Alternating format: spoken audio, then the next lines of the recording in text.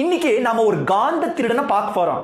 வாடா நாய, மரியாதை குறையுதுங்க, பட் பரவாயில்ல. உனக்கெல்லாம் எதுக்குடா மரியாதை? சடா நாய, வியாபாரம் எல்லாம் எப்படி போகுது? கொஞ்சம் டல்லா தாங்க போயிட்டு இருக்கு. எல்லாரும் தெளிவாயிட்டு இருக்கானுங்களே. சரி, எப்படிதான் ஏமாத்துற? இது ஒரு 3 ஸ்டேஜா பண்றாங்க. 3 ஸ்டேஜ் சொல்லு சொல்லு. முதலாவது பணத்தாசை இருக்கிறவன் மட்டும் ஃபோக்கஸ் பண்றாங்க. அது யார் யாரு? Student, easy target. ரெண்டாவது சம்பளம் பத்தாதவன். மூணாவது பணக்காரன் எப்படிடா கோடி சம்பாதிப்பா, இருந்தாலும் இருக்கட்டும்னு வந்து சேருவான். நல்ல கனெக்ஷன்ஸ் கொடுப்பான். அந்த ரெண்டாவது மெத்தட் என்ன? ஹோட்டல்ல ஒரு ஹால், அப்புறம் ஒரு டின்னர். ஏன்டா 5 ஸ்டார் ஹோட்டல்? முதல் 2 நாய்கள் அது பாத்துக்கவே மாட்டாங்க, வாய பொளந்துட்டு வருவானுங்க. Psychological warfare. மூணாவது ஒரு 4 பேரை நாங்களே ஸ்பான்சர் பண்ணி பெரிய ஆக்கி விட்டுருவாங்க. 2000 பேரை கூட்டு வருவாங்க. சின்ன மீனை போட்டு பெரிய மீன் எடுக்கிறது பல. எல்லாத்துக்கு மேல இது ஒரு பிசினஸ் அப்படின்னு சொல்லி நம்ப வைக்கிறது. ஆனா இந்த கோமாளிங்க உனக்கு தான் வேலை பாக்குறாங்கிறது தெரியறது இல்ல. என்ன பாரு, 2-3 வருஷம் ஃபேமஸ் ஆக்கி அதுக்கப்புறம் சுருட்டிட்டு கிளம்பவே. அது என்ன அப்துல் கலாம் ஐயா சொன்னதா சொல்றீங்க?